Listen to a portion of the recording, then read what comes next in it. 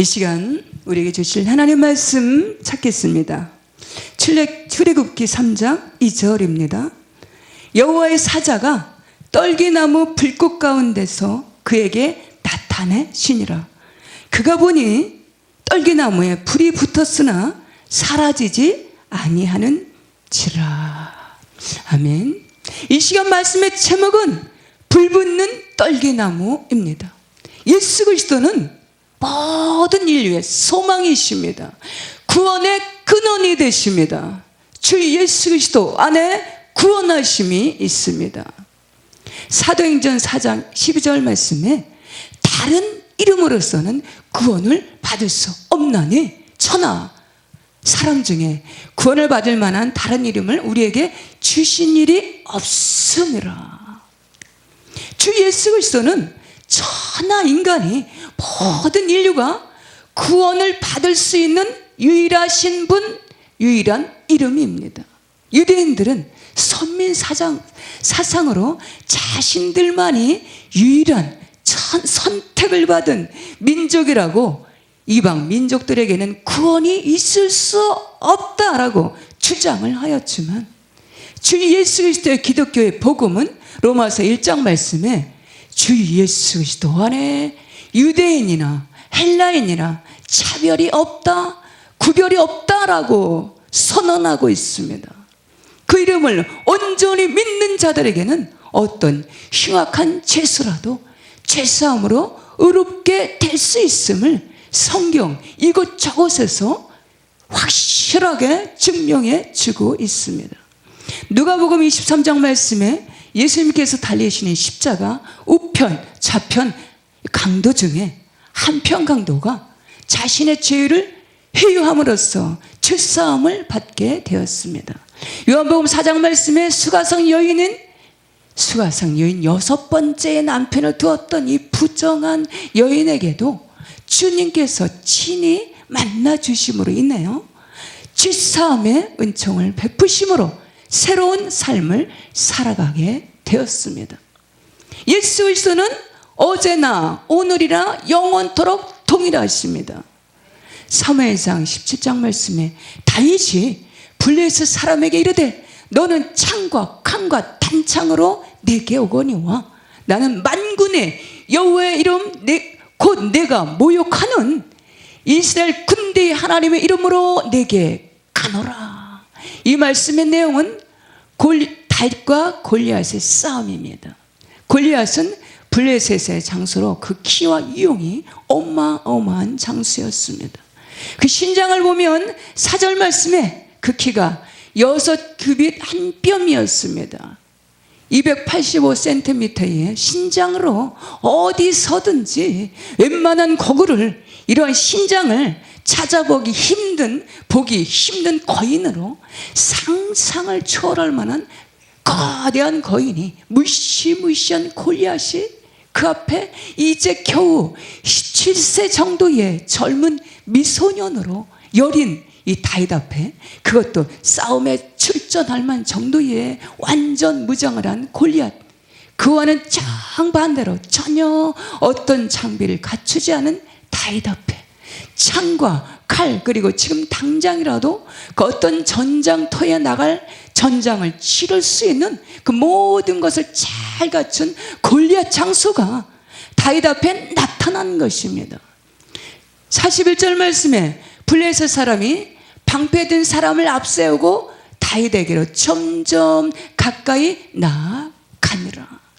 우리가 이 세상을 살아가면서 때로 우리의 삶 가운데 예기치 않게 골리앗이 나타날 수 있다는 것입니다. 예기치 않은 골리앗 같은 크나큰 문제에 직면할 때도 있습니다. 지금 전 인류가 처해 있는 전 세계적인 코로나 팬데믹의 이 엄청난 사태가 그러합니다.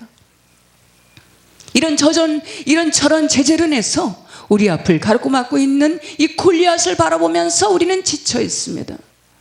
골리앗의 그 난감한 문제 앞에 지치고 힘을 잃어가고 있는 것을 볼 수가 있습니다. 엄청난 골리앗에 고민되는 문제 앞에, 그런데 세상에 눈에 보여지는 드러나는 문제들을 그것보다도 먼저 내면의 문제부터 발생이 되는데, 외부적인 문제보다도 내면적인 문제를, 영적인 문제들을 먼저 점검하며 그 문제들을 대책을 세우며 대비하며 나갈 때 반드시 승리의 결과가 주어지는 줄 믿습니다. 48절 49절 말씀에 보니까 골리앗과 다윗의 싸움에서 다윗이 승리를 하였습니다. 골리앗 사람이 일어나 다윗에게로 가까이 올 때에 다윗이 블레셋 사람을 향하여 빨리 달리며 손을 주머니에 넣어 돌을 가지고 물매를 던져 블레셋 사람이 이마를 치매 돌이 그 이마에 박히니라. 이에 엎드러지니라. 우리 앞에 직면해 있는 골리앗과 같은 난감한 문제들, 그러나 만군의 여호와 이름으로 나아가노라 하면서 그 엄청난 문제 앞에 굴복하지 않고 두려워 떨지 않고 여호와의 이름을 앞세우며 그 모든 문제, 그 문제 앞으로 당당하게 나아갔던 다윗, 그 앞에 나아갈 때에 그는 군복도 갑옷도 방패도 칼과 단창도 없었습니다. 33절 말씀에 보면 사울이 다윗에게 이르되 내가 가서 저 블레셋 사람과 싸우기에 능치 못하리니 너는 소년이요 그는 어려서부터 용사임이라. 사울은 다윗에게 너는 싸울 능력이 없다라고 하였지만 다윗은 낙심하지 않았습니다. 그는 실망치 않았습니다. 그는 인간의 힘과 능력을 의지하지 않았습니다. 38절 39절 말씀에 보면 이에 사울이 자기 군복을 다윗에게 입히고 노투구를 그의 머리에 씌우고 또 그에게 갑옷을 입히매 다윗이 칼을 군복 위에 차고는 익숙하지 못하므로 시험적으로 걸어보다가 사울에게 말하되 익숙하지 못하니 이것을 입고 가지 못하겠나이다 하고 곧 벗고 그는 사울이 제공하는 노투구와 갑옷과 방패를 내려놓고 대신에 막대기와 물매와 매끄러운 돌 5개를 준비하여 골리앗 앞으로 나아갑니다. 40절 말씀에 손에 막대기를 가지고 시내에서 매끄러운 돌 5개를 골라서 자기 목자에 채고 곧 주머니에 넣고 손에 물매를 가지고 블레셋에게로 나아가니라. 여기에서 사울이 제공하는 화려한 군복과 갑옷은 인간의 능력을 의미합니다. 시냇가에서 주워온 매끌매끌한 5개의 돌은 하나님의 능력을 의미합니다.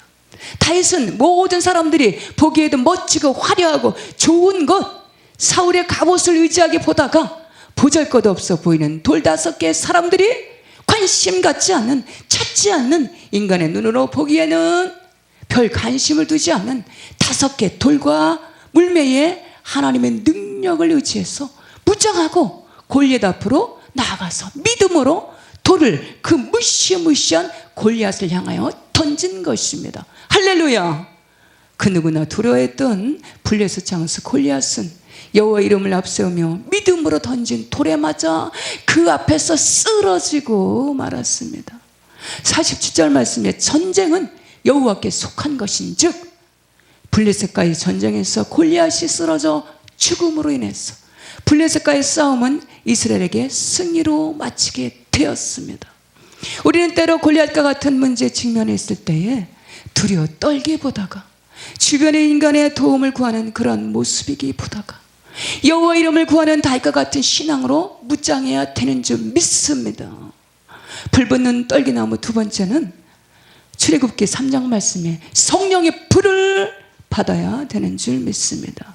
본문은 하나님께서 떨기나무 가운데 가시떨기나무 가운데 모세를 찾아오셨습니다. 성경 하나님의 말씀에는 이곳 저곳에서 하나님께서 친히 인생들을 찾아오시는 장면들이 여러 곳에 기록되어 있는데 요한복음 20장 말씀에 십자가에 돌아가신 예수님께서 무덤가에서 갇히셨던 그 무덤가에 그 입구에서 울고 있던 마리아를 만나 주셨고 4장 말씀에 보면 사마리아 수가성 여인이라는 여인의 그 우물가에서 이 사마리아 수가성 여인을 만나 주시는 장면이 잘 묘사되어 있습니다. 사도행전 9장 말씀에는 주님의 제자들을 잡으려고 다메섹 도상을 향하여 기세 등등하여 달려갔던 사울을 만나 주셨습니다. 저에게도 29년 전에 그 어느 여름날에 저를 주님께서 찾아오셨습니다.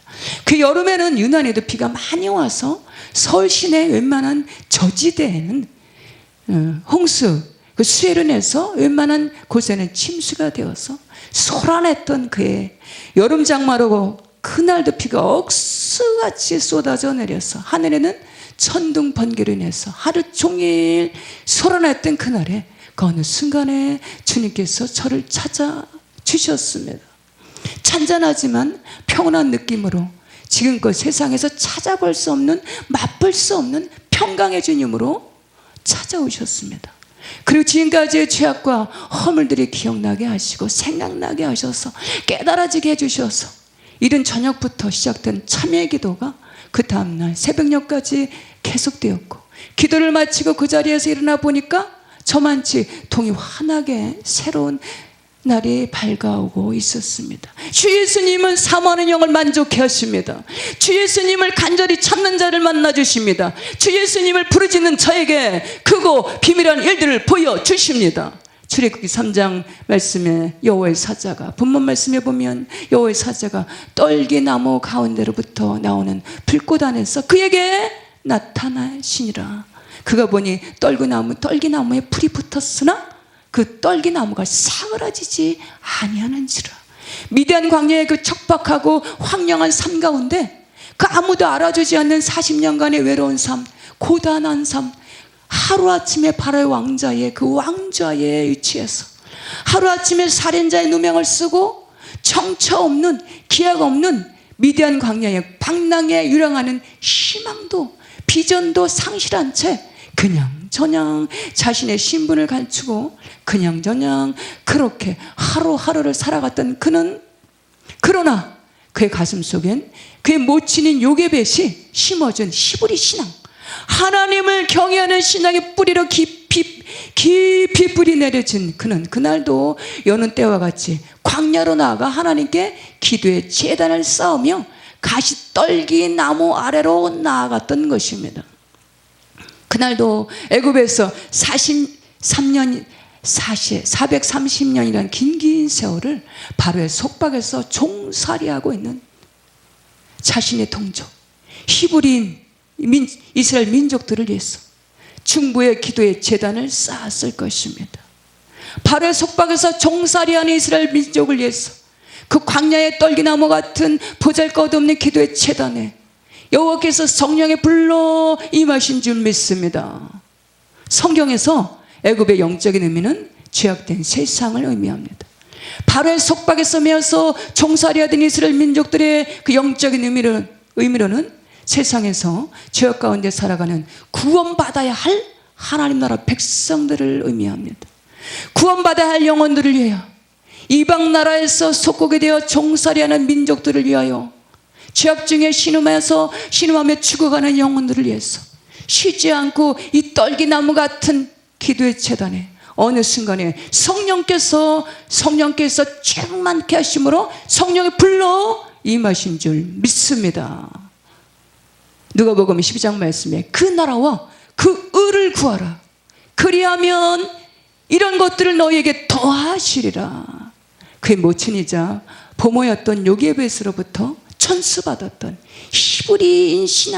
히브리 신앙인의 사상, 여호와를 향한 그의 신앙은 그를 그 미디안 광야의 척박한 곳에서도 하나님을 향하여 기도하는 기도의 사람으로 살아가게 하시고 승리자로 이끄신 것을 믿습니다. 억울했던 살인자의 누명을 쓰고 그러나 매일 쉬지 않고 기도하는 심령으로 하나님을 의지하게 하시고 여호와를 앙망하는 견고한 신앙인으로 승리로 이끄신 줄 믿습니다.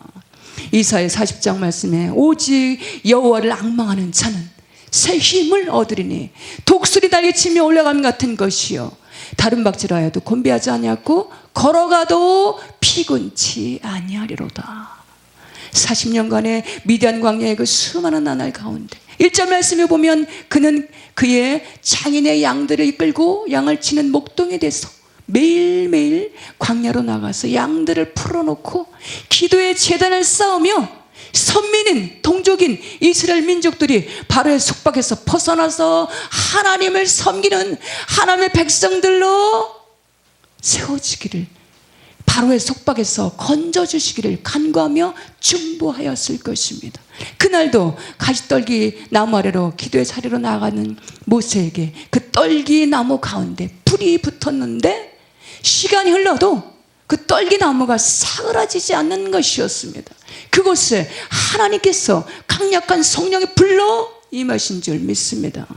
그 나라 그를 위하여, 하나님 나라 선한 일을 위하여 매일 쉬지 않고 기도의 제단을 쌓는 그곳에, 하나님께 예배하는 제단, 영과 진리로 예배하는 그곳에 어느 순간 성령께서 강력한 성령의 불로 역사하신 줄 믿습니다. 미디안 광야같이 주변이 힘들고 어렵고 어려운 환경을 이기고 돌파하기 위해서는, 골리앗과 같은 어마어마한 난감한 문제들을 이기고 승리하기 위해서는 성령의 불을 받아야 되는 줄 믿습니다. 비록 광야의 갈수떨기 같은 보잘것도 없는 기도의 제단이라 할지라도, 예배의 제단이라 할지라도, 그 나라 그를 구하는 선한 일을 구하는 기도의 제단, 예배의 제단에 주님께서 강력한 성령의 불로 임하여 주시는 줄 믿습니다. 누가복음 12장 말씀에 내가 불을 땅에 던지러 왔노니 이 불이 붙었으면 내가 무엇을 원하리요. 사도행전 2장 말씀에 마치 불이 혀처럼 갈라지는 것들이 그들에게 보여 각 사람 위에 임하여 있더니 그들이 다 성령의 충만함을 받고, 가시떨기에 성령의 불로 모세를 찾아오신 하나님께서 오늘날 우리 심령들에게도, 오늘날 이 시대에도 오직 성령 충만함으로 성령의 불을 받아서 예수 그리스도의 확실한 복음의 증인 신실한 종들이 되기를 원하시는 줄 믿습니다. 성령 충만함으로 성령의 불을 받아서 골리앗과 같은 이 문제들을 능히 돌파하시는 능력의 종들, 승리자의 삶 되시는 저와 우리 모두 다 되시기를 주님의 이름으로 축복합니다.